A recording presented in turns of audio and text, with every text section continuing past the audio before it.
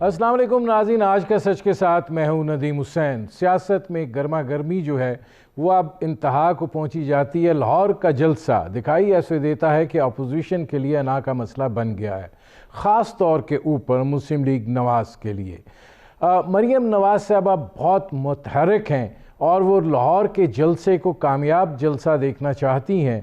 वो हल्का हल्का जा रही हैं और वहाँ के लोगों को दावत जो है इस जलसे में शिरकत की खुद दे रही हैं और ये बात कह रही हैं कि हुकूमत को आखिरी धक्का देने के लिए जो है वो आएँ। इस वक्त सूरत हाल ये है कि लाहौर के अंदर कोरोना जो है वो बहुत शद्दोमत से फैला हुआ है, लेकिन दिखाई ये देता है कि कोरोना की शिद्दत जो है वो सियासी शिद्दत से कबूर नहीं कर पा रही है और यही वजह है कि जो सियासी गर्मा गर्मी है वो बढ़ती चली जा रही है। अब ये बात भी कही जा रही है कि अपोजिशन जो है वो कल के सरबराही इजलास में बड़े फ़ैसले करने जा रही है। बड़े फ़ैसले क्या हो सकते हैं? सबसे बड़ा फ़ैसला तो ये है कि पार्लिमान से इस्तीफ़े दिए जाएं और बाहर आ जाया जाए। क्या अपोजिशन की पार्टियां जो हैं इतनी जल्दी ये मरहला तय करने के लिए तैयार हैं? ये एक सवालिया निशान है और जाहिर है कि मुस्लिम लीग नवाज़ जो है उसके स्टेक पर तो कुछ ज़्यादा नहीं है, लेकिन बाकी पार्टियों के लिए सोचने की बहुत सी चीज़ें हैं और जाहिर है इस हवाले से पाकिस्तान पीपल्स पार्टी जो है उसके लिए तो सोचने को बहुत कुछ है, क्योंकि सिंध के अंदर उनकी हुकूमत भी है।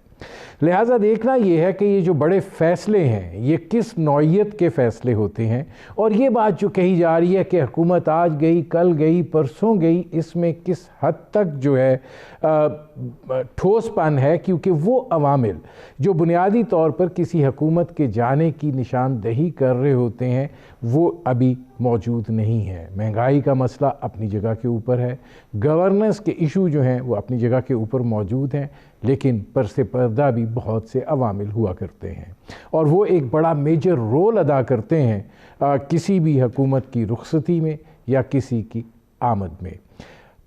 अपोजिशन का बुनियादी मुतालबा जो है वो इंतखाबात का है।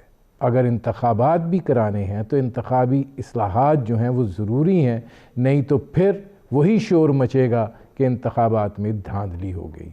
और अगर ये काम करना है तो उसका रास्ता जो है वो फिर पार्लिमान से होकर जाता है। अगर आप पार्लिमान जो है उसमें जाने के लिए तैयार नहीं हैं और आप इस्तीफ़े देने के लिए तैयार हैं, हुकूमत को गिराना चाहते हैं, तो फिर ये मामला क्यों कर तय होगा। सेनेट के इलेक्शन जो है उन्होंने एक बुनियादी अहमियत इख्तियार कर ली है, क्योंकि अगर पाकिस्तान तहरीक इंसाफ सेनेट के इंतखाबात में अक्सरियत हासिल कर लेती है तो फिर उनको ऑर्डिनेंस से नहीं, वो फिर बिल लाएंगे और फिर आगे क्या होगा उसका अंदाज़ा अभी जो कुछ हो रहा है उससे लगाया जा सकता है। बुनियादी तौर पर ये वो सूरत हाल है जिस पर करेंगे बात। आपका अपने मेहमानों से तारुफ़ करवाते हैं। हमारे साथ मौजूद हैं शैला रज़ा साहबा, पाकिस्तान पीपल्स पार्टी की रहनुमा हैं। हमारे साथ मौजूद हैं जाहिद खान साहब, अवामी नेशनल पार्टी के रहनुमा हैं। और हमारे साथ मौजूद हैं इरफान कादिर साहब, साबिक अटॉर्नी जनरल रहे। शैला रज़ा साहबा, ये फरमाइएगा कि बड़े बड़े फैसलों, मरीम नवाज़ साहबा तो ठीक है, उनके लिए लाहौर जो है वो उनकी अना का मसला है। लाहौर का जलसा अगर बड़ा नहीं होता तो मुस्लिम लीग नवाज़ की हैसियत जो सेंट्रल पंजाब में है वो चैलेंज होती हुई दिखाई देगी।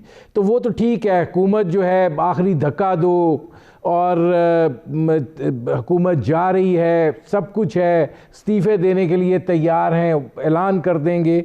लेकिन आप क्या देख रही हैं कि क्या अपोजिशन जो है वो तैयार है इतनी जल्दी ये कदम उठाने के लिए?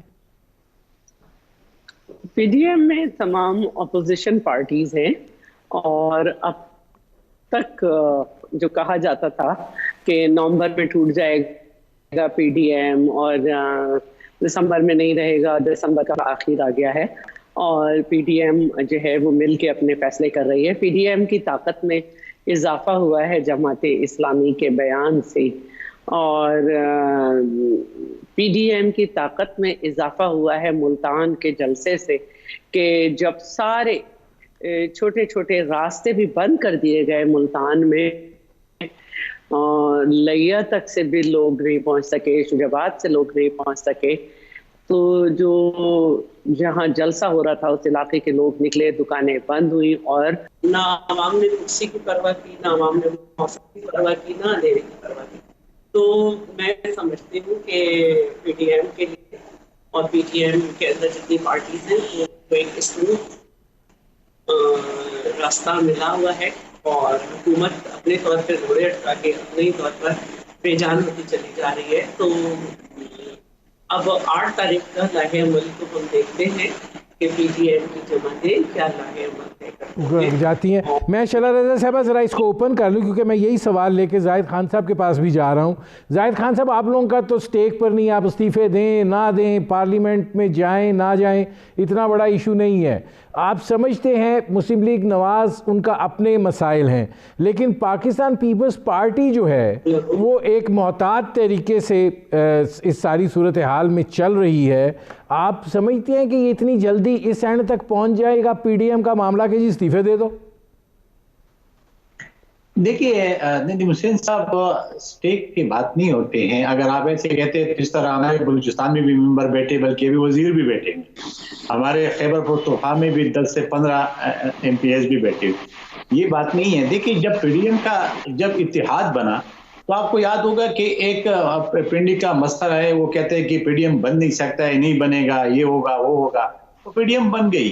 फिर वो 26 नुकात लेके आए हैं, वो 26 नुकातों पे सारे मुतफिक है। वो पीपल पार्टी है, चाहे कोई भी पार्टी है।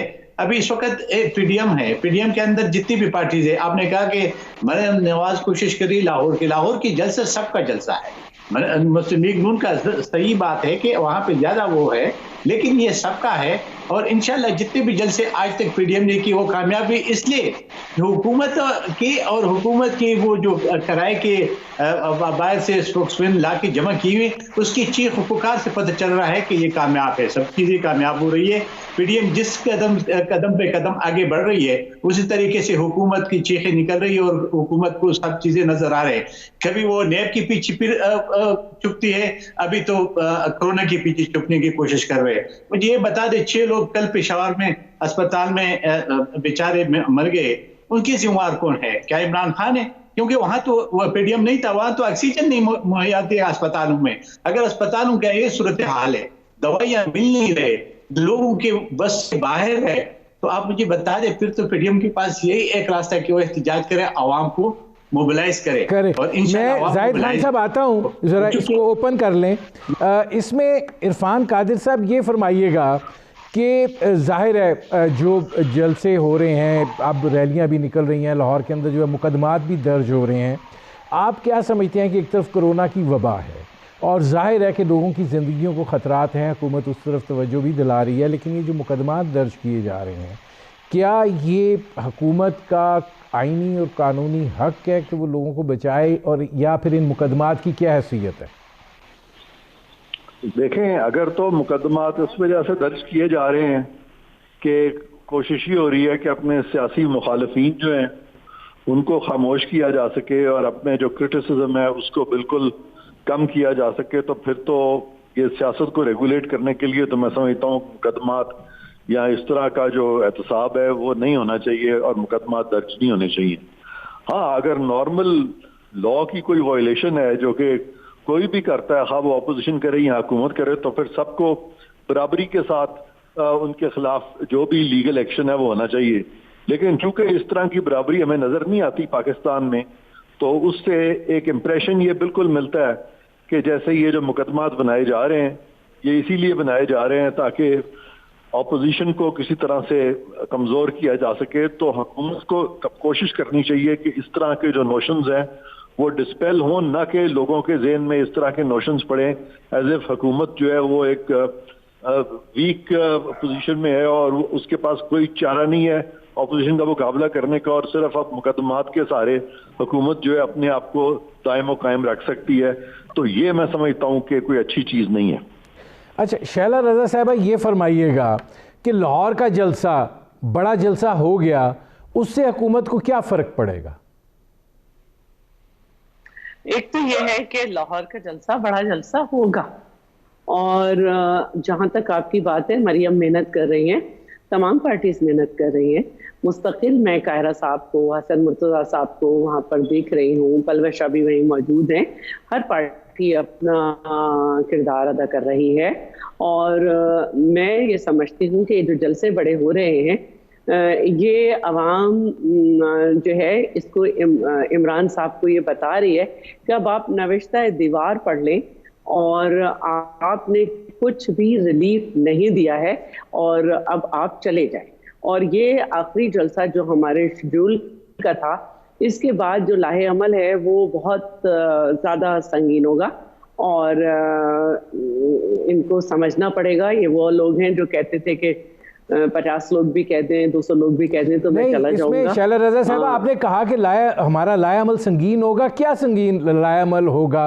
एहतजाज कर सकते हैं, इस्लामाबाद की तरफ मार्च कर सकते हैं, क्या होगा?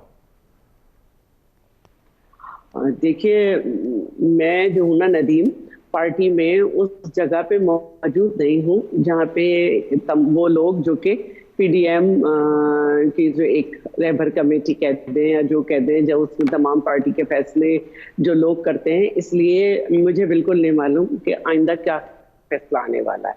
लेकिन जो भी फैसला आएगा, पार्टी जो हमें ऑर्डर करेगी उसके पास आपने देखा होगा, मुल्तान में भी देखा होगा और आगे भी देखेंगे। शैला रज़ा साहब, अगर आप लोग लॉन्ग मार्च भी करते हैं तो अगर जस्टिस इफ्तिखार चौधरी साहब का लॉन्ग मार्च देखा जाए तो पसे पर्दा बहुत से अवामिल थे, आप भी जानती हैं। बाकी लॉन्ग मार्च जो हुए, जो ताहिरुल कादरी साहब लेकर चल पड़े या फिर इमरान खान साहब पहुंच गए, बैठे रहे, तो आपका क्या फ़र्क होगा लॉन्ग मार्च कि हुकूमत जो है उसके ऊपर कोई बहुत बड़ा दबाव पड़ जाएगा? सबसे बड़ा फ़र्क तो ये है कि इमरान साहब जो इशू लेके उठे थे 4 सीटों का, वो आज भी उनके पास नहीं है और उनको कोई सपोर्ट नहीं थी सिवाय ताहिरुल कादरी साहब के मुरीदैन की। और वो एम्पायर की उंगली का इंतजार भी कर रहे थे, कोई एम्पायर भी था उनके साथ। लेकिन हम अवाम के इश्यूज को लेके उठे हैं और हम जो है अवाम हमारे साथ हैं, किसान हो, गवर्नमेंट सर्वेंट्स हो और लेडी हेल्थ वर्कर्स हो या कोई भी हो, ये सब हमारे साथ है। और पंजाब के जलसे, लाहौर के जलसे के बाद जो लाहे अमल होगा, इसमें आपको बहुत सारे लोग जो हैं वो आपको नजर आएंगे और वो बहुत सख्त हमारा कदम होगा जो मुझे अब तक इत्तला है। उसके लिए मुख्तलिफ पार्टीज के लोग जो हैं वो मुख्तलिफ ऑर्गेनाइजेशंस के साथ राब्ते में हैं और ये एक बहुत बड़ा फैसला होगा जिसको हुकूमत बर्दाश्त नहीं कर सकेगी। और मुझे एक ब्रेक लेना पड़ रहा है, मैं आता हूँ। नाज़रीन, हमारी गुफ्तगू जारी है, एक मुख्तसर से कमर्शियल ब्रेक का वक्त हुआ है, मिलते हैं इस वक्फे के बाद।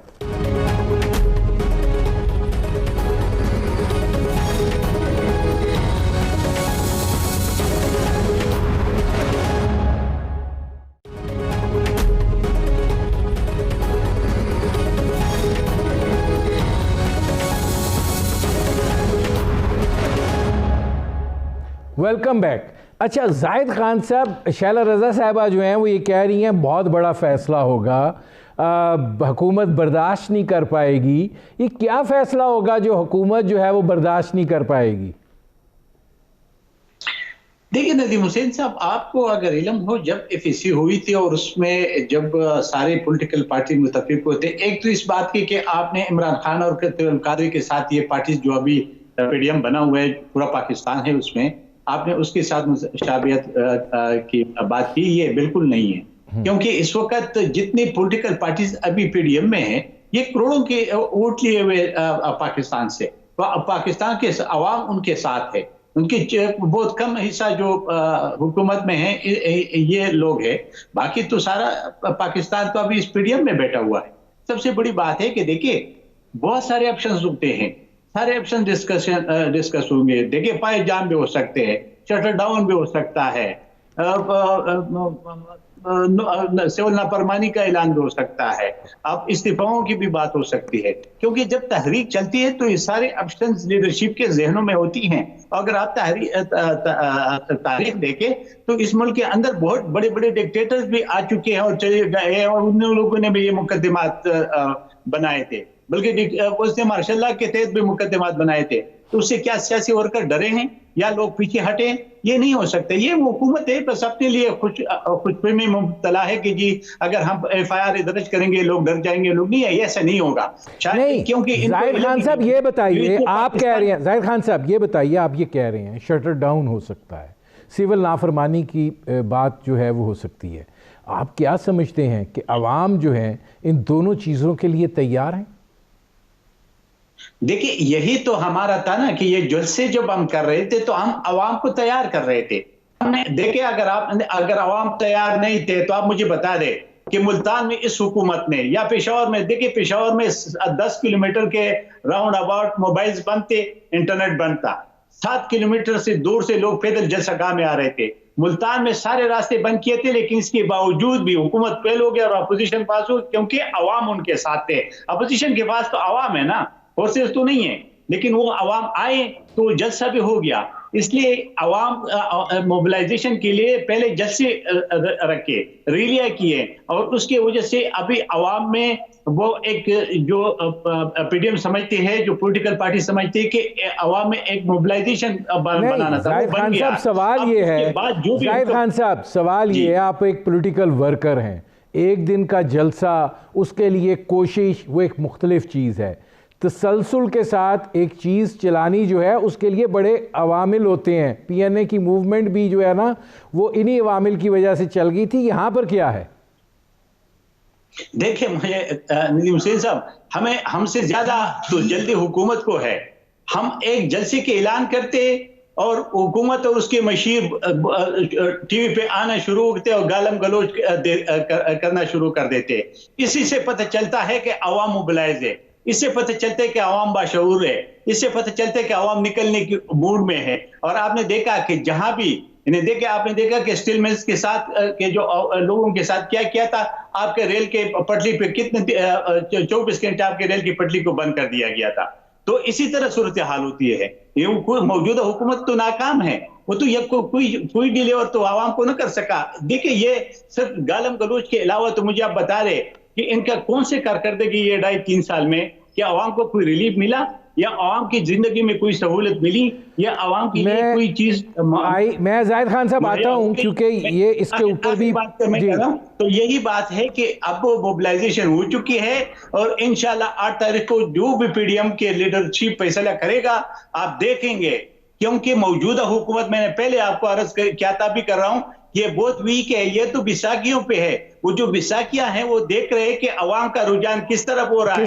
जाहिद खान साहब मैं आता हूं, लगाएगा उस वक्त बैठ जाएगी किश्ती, डूब जाएगी। अच्छा, इसमें अब इरफान कादिर साहब ये फरमाइएगा कि एक तरफ अपोजिशन ये कहती है कि शफाफ इंतखाबात जो हैं वो होने चाहिए, और ज़ाहिर है शफाफ इंतखाबात के लिए आपने इंतखाबी इस्लाहात करनी है। हुकूमत को ये गिराने चल पड़े हैं बग़ैर इंतखाबी इस्लाहात के।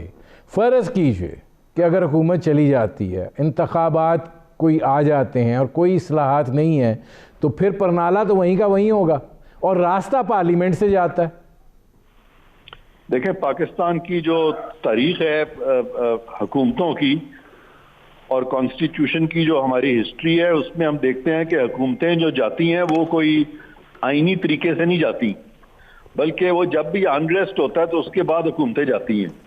अगर हम कहें कि एक नॉर्मल जो तरीका बना हुआ है कि हर हुकूमत, हर पॉलिटिकल पार्टी की हुकूमत 5 साल मुकम्मल करे, तो वो बड़ा मुश्किल होता है उसके लिए। मतलब पीपल्स पार्टी की जब हुकूमत थी तो बड़ी कोशिश की गई थी हुकूमत को गिराने की, और वहाँ पे हमने देखा कि अदालतें बहुत मुतहर्रिक थी।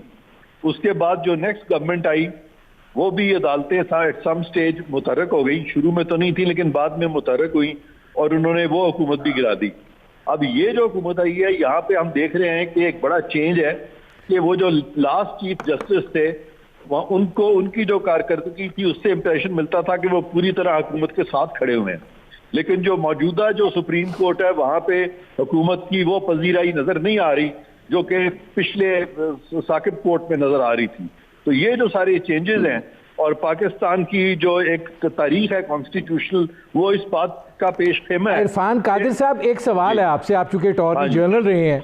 इरफान कादिर साहब एक सवाल है, सवाल मेरा ये है कि सुप्रीम कोर्ट ने जो बिलियन ट्री का नोटिस लिया है, आप समझते हैं ये भी कुछ तब्दीली का इशारा दे रहा है?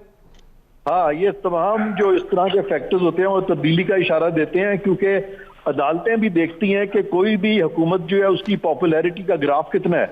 अगर किसी भी सियासी हुकूमत का पॉपुलैरिटी का ग्राफ गिरना शुरू होता है तो हम देखते हैं कि तवातर से उसके खिलाफ फिर फैसले भी आने शुरू हो जाते हैं, और जो बाकी धड़े हैं हमारी जो एस्टेब्लिशमेंट है उसके, वो भी अवाम को देख रहे होते हैं, क्योंकि वो भी नहीं चाहते कि ऐसे धड़े के साथ हो जाए जो कि अवाम में अनपॉपुलर हो।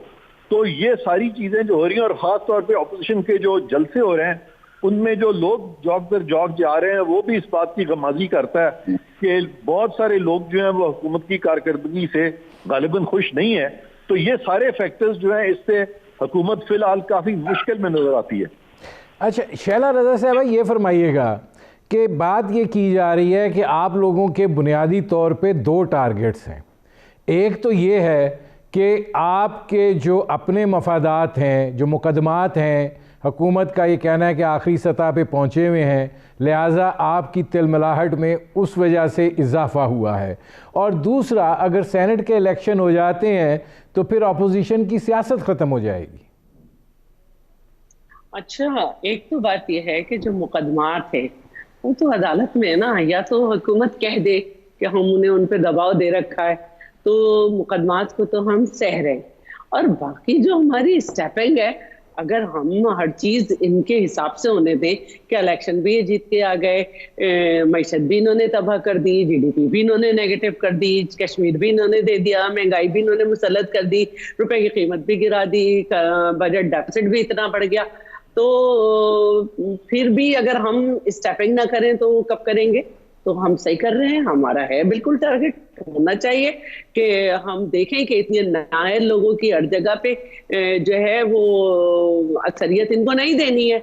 जीबी में भी इन्होंने जो है नाकामी के बाद जिस तरह से किया है आखिरी 3 दिन में, तो अब तो हमारे लिए ये मसला है। और बिल्कुल वो हुकूमत ही क्या, हम में और हुकूमत में यही तो फर्क है कि हम वक्त पे फैसला करने की सलाहियत रखते हैं, जो हुकूमत अपने तमाम वसाइल और सबकी क्या कहना चाहिए हिमायत के बावजूद नहीं रखती। चाहे IMF के पास जाना हो, चाहे LNG खरीदना हो, इनको सलाहियत ही नहीं। शैला रज़ा साहबा, मुझे एक ब्रेक लेना पड़ रहा है, मैं ब्रेक से वापस आता हूँ और आपसे शुरू करूँगा। नाज़रीन, हमारी गुफ्तगू जारी है, एक मुख्तसर से कमर्शियल ब्रेक का वक्त हुआ है, मिलते हैं इस वक्फे के बाद।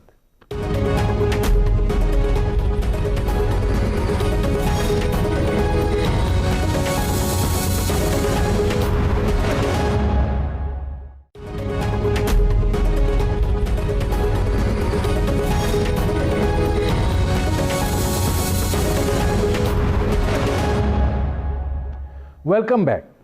शैला रज़ा साहबा, ये फरमाइएगा कि बिल्कुल ठीक है, आपका टारगेट है हुकूमत गिरा लीजिए। हुकूमत अगर आप गिरा लेते हैं तो एक कन्फ्यूजन पैदा हो जाएगा। वो कन्फ्यूजन जो है उसमें से आगे का रास्ता कोई आप लोगों ने सोचा हुआ है कि क्या रास्ता है? हुकूमत कैसे गिरेगी, इन हाउस गिरेगी, क्या होगा और उसका फिर मुतबादल क्या होगा, या ये कि बस ठीक है हवा में तीर है, चल गया तो तीर है, नहीं चला तो तुक्का है? नहीं, तुक्के पे हम काम नहीं कर रहे, और मैं ये समझती हूँ कि हुकूमत के अपने ऐवान जो हैं उसमें अब लर्जा है। हुकूमत के अंदर से आवाज़ें आ रही हैं कि अब ये कंपनी नहीं चल सकती है। तो बेहतर तो ये है कि हुकूमत खुद अपना जो रास्ता है उसको देखे कि उसको रास्ते से निकलना है, अदरवाइज फिर हमें रास्ता बताना पड़ेगा। और मैंने कहा कि तमाम मंझी भी पॉलिटिकल पार्टीज हैं, ख़ास तौर पर अगर मैं ये कहूँ, क्योंकि ANP के रहनुमा मेरे साथ बैठे हैं इसलिए नहीं, बल्कि मैं इसलिए कहूँगी कि इनकी भी बहुत ज़्यादा कुर्बानियाँ हैं जमहूरियत के लिए, मुल्क में अमन व अमान के लिए। और पाकिस्तान पीपल्स पार्टी जो है, शैला रज़ा साहब, मैं ज़रा इससे पहले कि जाहिद खान साहब की तरफ जाऊँ, ये मैं उनसे भी पूछता हूँ जाके, रास्ता क्या है, नतीजा क्या निकलेगा? हुकूमत कैसे रास्ता नापे? चलिए हुकूमत रास्ता नाप लेती है, फिर मतलब क्या आगे कोई जाहिर है रोड मैप है? फिर जो है बिल्कुल है, हमारे पास है, और इसी रोड मैप पे जो है वो बहुत सारी कुव्वतें जो हैं ये बात भी कर रही हैं कि इस मुल्क में डायलॉग होना चाहिए। तो डायलॉग का अगर रास्ता नहीं छोड़ेंगे और जमहूरी कुव्वतों को अगर लिमिटेड करते करते हमें कोई रास्ता नहीं देंगे, तो फिर हमें भी जो है वो लहरों के अगेंस्ट चलना आता है, चाहे जान चली जाए। आसान तो नहीं है, लेकिन हमने इसको भी आसानी से दिया है। अच्छा, अब जाहिद खान साहब, मेरा सवाल आपसे यही है कि हुकूमत जाने का क्या तरीका हो, क्योंकि ये तो फिर ऐसे लगता है एक बड़ी भामी सी कैफियत है, घर चले जाओ, घर चले जाओ, कैसे चले जाओ, और अगर चले जाओ तो फिर उसके बाद का क्या सूरत हाल है? देखिए नदीम हुसैन साहब, घर जाने का तो रास्ता तो सबको मालूम होता है कि मैंने घर कैसे जाना है। हुकूमत को भी ये इल्म है कि मैंने कैसे जाना है। और हुकूमत इसलिए कि मैं पहले आपके नॉलेज में लाना चाहता हूँ कि ये तो बहुत वीक हुकूमत है, इसके पास तो मेजॉरिटी नहीं है। आप मुझे बता दें कि कोई भी एक, अगर ये प्रेशर बढ़ रहा है और जिस तरीके से बढ़ा अपोजिशन का, तो वो जो इनके साथ इत्तेहादी बैठे हुए, वो कौन सब अपने आप को किश्ती जब समंदर में डूबेगा वो अपने आप को डबोएगा? वो नहीं डबोएगा। जब वो छलांग लगाएंगे तो जाहिर है खुद ब खुद ये जाएंगे। जहां तक आप ये कह रहे हैं कि इन हाउस तब्दीली लाई जाए, सुन ले ना मेरे, अरे सुन ले, ये तो उस वक्त देखी जाएगी ना, लेकिन मसला यही है कि हमारे तो 26 नुकात है, उस 26 नुकात में अमल करना पड़ेगा। इसलिए कि आपके खदशात से मैं मुतफिक हूं कि अगर इसी रूल्स के तहत जो मौजूदा है इलेक्शन का, इसमें इलेक्शन होता है तो फिर वही होगा। देखिए आईन के अंदर हर इदारे का दर इख्तियार है, अगर उस दर इख्तियार से कोई भी इदारा निकलता है तो फिर वो मसला बन जाएगा जो आज है।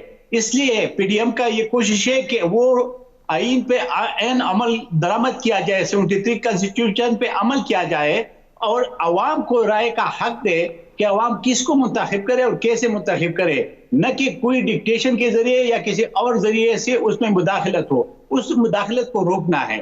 चाहे ये हुकूमत जो मौजूदा हुकूमत है, जाहिर है कि ये नहीं करना चाहते, ये नहीं करते। अगर ये करते तो 2.5-3 साल तो हो गए जब ये हुकूमत बनी, और जब आए तो हम लोगों ने इनकार किया कि हमें असम्बलियों में नहीं जाना चाहिए थे, लेकिन हमारे दो बड़ी पार्टियों ने कहा कि हम पार्लियामेंट के जरिए इस मसाइल को हल करेंगे। अब मुझे बात बता दे कि 3 साल हो गए, कमेटी बन गई, उस कमेटी ने ये इस्लाहात करना था और यही देखना था कि इलेक्शन में जो रिगिंग हुई है इसको कैसे रोका जाए। उसका आज तक एक मीटिंग हुआ।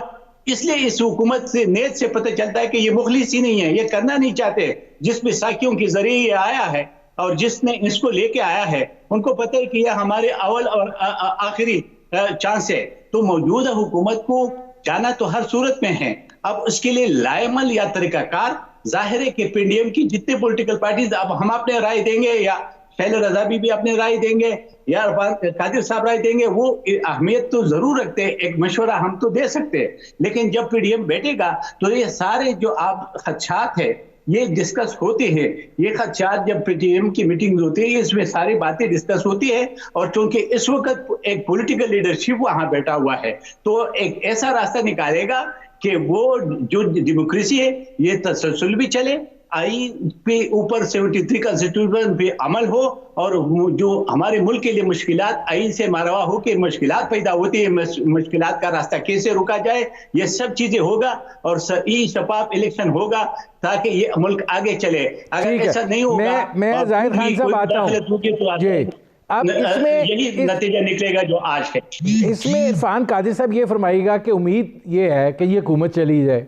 अब हुकूमत कैसे चली जाए? क्या जल्द से हुकूमत को घर भेजेंगे? अगर हुकूमत चली जाए तो फिर तरीक़ाकार क्या होगा? शफाफ इलेक्शन भी मांग रहे हैं, इस्लाहात भी कैसे होंगी? बैसाखियाँ गिरा दो तो इन हाउस तब्दीली के लिए आधे पार्टियों में इख्तलाफ है। तो ये जो आइनी और कानूनी रास्ते हैं उसमें से तो फिर ये रास्ता नहीं निकलता। देखें, इस पे अभी बड़ी सैर हासिल गुफ्तगू की है जाहिद खान साहब ने, और उन्होंने अपने तजर्बे से बात की है और आपको बताया कि किस तरह से जो तब्दीली है पाकिस्तान में आती है। मैं उसी की तायीद करते हुए, उसी की वजाहत करते हुए ये कहूँगा कि जब भी कोई सियासी हुकूमत कमज़ोर हो जाती है या मुल्क में खलफशार फैल जाता है तो पाकिस्तान की जो कॉन्स्टिट्यूशनल हिस्ट्री अगर उसको सामने रखें तो कभी हम देखते हैं कि फ़ौज जो है वो बीच में आ जाती है डायरेक्टली, और कभी अदालती फैसले जो हैं वो हुकूमतों को घर भेज देते हैं। अब कोई नया तरीका मेरा नहीं ख्याल कि कोई नया तरीका होगा, लेकिन पॉलिटिकल कंसेंसस ज़रूरी होगा, और पॉलिटिकल कंसेंसस से सबको एक नेशनल गवर्नमेंट बनानी होगी अगर हुकूमत कमज़ोर होती है। और अगर ये नेशनल गवर्नमेंट की तरफ जाते हैं तो फिर आइन जो है उसको इंटैक्ट रखा जाएगा, और वो national government in the mean time बनेगी, वो 6 महीने रहती है, 8 महीने रहती है, 4 महीने रहती है, उसके बाद इंतखाबात कराने पड़ेंगे और फिर हम जमहूरियत के रास्ते पे चल पड़ेंगे।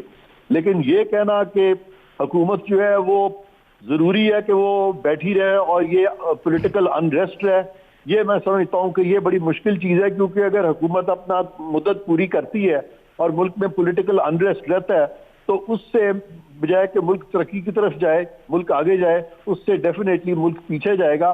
तो इसमें कंसेंसस में हुकूमत को भी शामिल होना पड़ेगा, ऑपोजिशन को भी शामिल होना पड़ेगा और बाकी स्टेक होल्डर्स को आना पड़ेगा और आइन को बचाना पड़ेगा और आइन को बचा के ये तब्दीली जो है वो लानी पड़ेगी। इसमें इरफान कादरी साहब एक और सवाल भी है, चूँकि आगे सेनेट के इंतखाबात हैं और ये भी कहा जा रहा है कि अपोजिशन जो है वो समझती है कि अगर सेनेट के इंतखाबात हाथ से निकल गए तो फिर मामला ही हाथ से निकल गया। अगर ये फ़र्ज़ कर लेते हैं एक लम्हे को, ये अगर असम्बलियों से इस्तीफ़े देते हैं तो सेनेट के इंतखाबात मुतासिर होते हैं, क्या आइनी पोजीशन होगी? सॉरी जरा फिर से आवाज बीच में कट रही है, मैं आपकी क्वेश्चन आवाज मैं इरफान कादरी साहब आपसे ये पूछ रहा हूँ कि ये चूँकि सेनेट के इंतखाबात भी एक बड़ा मरहला बने हुए हैं, अगर अपोजिशन इस्तीफ़े देती है तो क्या सेनेट के इंतखाबात इलेक्टोरल कॉलेज के इफेक्ट होने से मुतासिर होते हैं? क्या आइनी पोजीशन होगी? बिल्कुल मुतासिर होंगे। जब इलेक्टोरल कॉलेज ही नहीं होगा और इन हालात में अगर सेनेट के इंतखाबात, अगर हुकूमत ने कोई कोशिश की कि वो सेनेट के अपने सेनेटर्स जो है बीच में ले आए तो वो तो डेफिनेटली फिर कोई भी नहीं मानेगा। तो उसकी जो सैंक्टिटी है, जो लेजिटिमेसी है इस किस्म के इंतखाब की, जबकि इलेक्टोरल कॉलेज जो पूरा ही नहीं होगा तो उसकी तो कोई लेजिटिमेसी हो ही नहीं सकती। तो उस पर तो और ज़्यादा मैं समझता हूँ कि हुकूमत की पोजीशन वीक हो जाएगी। ठीक है, अब शैला रज़ा साहबा ये फरमाइएगा कि आपने डायलॉग की बात की है, मुस्लिम लीग नवाज डायलॉग को रूल आउट कर रही है। अगर डायलॉग को आप रूल आउट कर देते हैं PDM के प्लेटफॉर्म से तो फिर जो इरफान कादिर साहब बात कर रहे हैं मुस्तकबिल के नक्शे के हवाले से, अगर ये मान लिया जाए कि हुकूमत इतनी कमज़ोर हो चुकी है कि आपके इस एहतजाज के नतीजे में वो जा रही है। सवाल पूरा आया नहीं मेरे पास, आवाज चली गई थी, रिपीट कर दे।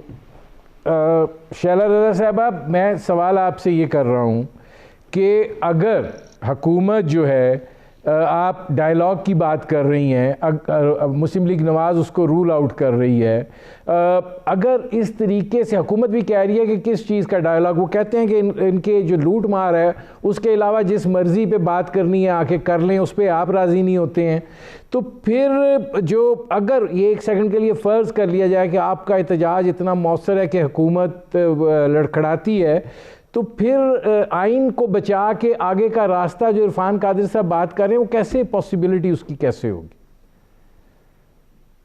अच्छा देखिए, जहां तक डायलॉग की बात है, हुकूमत नहीं करेगी तो हुकूमत के धड़े कर रहे हैं। आप मेरी बात समझ गए होंगे कि कभी आपको चौधरी बिरादरान मुस्लिम लीग नून के यहाँ फतेह खानी के लिए नजर आते हैं तो कभी यूसुफ रजा गिलानी के यहाँ नजर आते हैं। तो हुकूमत को ये समझना चाहिए कि उसके साथ क्या हो रहा है। ठीक है कि MQM की इतनी हिम्मत नहीं रही, लेकिन फिर भी हम देख लेते हैं कि कराची के लिए कभी ना कभी वो आवाज उठा लेते हैं। तो एक ये बात है कि डायलॉग का रास्ता कहीं ना कहीं से खुल रहा है और हो रहे हैं और हुकूमत में दरारें पड़ रही हैं। अब आपका दूसरा सवाल क्या था? नहीं, तो मुस्तकबिल का रास्ता फिर आइन को बचा के कैसे निकलेगा? आइन को तो बच रहा है। देखिए, आइन को जो नहीं बचाया जा रहा वो हमने मुख्तलिफ जगह पे देखा, गिलगित बल्तिस्तान में देखा, और आइन को जो दागदार किया जाने की कोशिश है वो हमने सुप्रीम कोर्ट के लहजे में नैप के लिए देखा। और ये जो अपोजिशन पे कदगन लगाया जा रहा है, ये जो मीडिया पे कदगन है, इस सब की शक्ल में आइन नहीं बच रहा। लेकिन अगर हम उठेंगे तो आइन ही को बचाने उठ रहे हैं, और हम कोई गैर आइनी तो वो नहीं कर रहे। एहतजाज और राय आमा हमवार करना हमारा हक है और वो हम कर रहे हैं और कर चुके हैं। शैला रज़ा साहब, एक सवाल है, यही मैं जाहिद खान साहब के पास ले जाऊंगा। ये फरमा दीजिए कि क्या चौधरी बिरादरान जो है वो एक मरतबा फिर ख़राब होने के लिए तैयार है? मैंने आपसे सवाल किया है, आपने आगे से खाली मुस्कुरा दिया है। जाहिद खान साहब आप जवाब दे दें। नहीं, ये मुझसे किया है सवाल। हाँ आपसे किया है। देखिए जो सूरत हाल है चौधरी बिरादरान के साथ के वो उनको भी अपने हलकों में लोगों से बात करनी है, लोगों से मुंह देना है। कोई तो वादा जो है जो अपने हलके में लोगों से जीत के आए हैं, करके आए हैं, वो वफा कर सके। कोई एक रिलीफ तो वो पार्ट ऑफ गवर्नमेंट है, अवाम को मिले। अदरवाइज क्या होगा? सब लोग शेख रशीद तो है नहीं कि वो कहते हैं मैं फलानी जगह उतरता हूँ तो लोग मुझसे महंगाई की बातें करते हैं, इधर करता हूँ। या मुंह छुपाने का ये तरीका तो नहीं है कि शाह महमूद कुरैशी कहेंगे मैं नाइजीरिया में था, मुल्तान में जो कुछ हुआ वो नहीं होना चाहिए था। जो बड़े लोग हैं वो ये समझ चुके हैं कि उनको जो है रास्ते के गंद से हट के चलना होगा। अच्छा जाहिद खान साहब, मेरे पास आखिरी मिनट है। आप समझ रहे हैं कि कोई पसे पर्दा कोशिशें हो रही हैं? देखिए नदीम हुसैन साहब पसे पर्दा कोशिशें सियासत में नहीं होती हैं, और अगर हो भी, और देखिए आपने शैले रजावी भी से चौधरी बिरादरान की बात की। ये चौधरी बिरादरान एक सियासी लोग है, वो मुस्तकबिल में पहले भी सियासत करते रहे, उसके माँ बाप ने भी सियासत की और आज वो भी कर रहे हैं। वो अपनी सियासत को बचाने के लिए जो कुछ करेगा वो अपनी सियासत को बचाने के लिए करेगा। वो तो न परवीन मुशर्रफ की तरह दुबई भाग के चुप जाएंगे, न इमरान खान की हुकूमत खत्म होने के बाद भाग जाएंगे। उसने यहाँ रहना है और यहाँ सियासत करना है। जहां तक आपने बात की, हमेशा के लिए ये और लोग भी कहते हैं कि जिस सेनेट में होगा, सेनेट में क्या तूफान आ जाएगी। आपको मालूम है कि परवीन मुशर्रफ ने जब 2002 में इलेक्शन करवाया तो अपनी मर्जी के सेनेट लेके आया, अपनी मर्जी की असेंबलियां लेके आई, अपनी मर्जी के अमेंडमेंट करवा लिया। अभी वो परवीन मुशर्रफ है कहां पे? क्योंकि अवाम के प्रेशर के आगे न तो परवीन मुशर्रफ रुक सका, ना वो असेंबली रुक सकी, ना वो जो अमेंडमेंट से वो रोक सके। वो आईन में जो बर्बादियां की थी उस आईन को 18वीं तरमीम, देखिए इस मुल्क के अंदर जितने कंसेंसस से बात हो सकती है वो पायदार रहते हैं। अगर कंसेंसस के बगैर कोई भी जबरदस्ती करते तो जबरदस्ती इस आईन में कई बार हुए। ज़ियाउल हक ने किया था, 8 अमेंडमेंट पास करवाया था, उसका क्या असर हुआ? परवीन मुशर्रफ ने 17 अमेंडमेंट पास करवाया, क्या असर हुआ?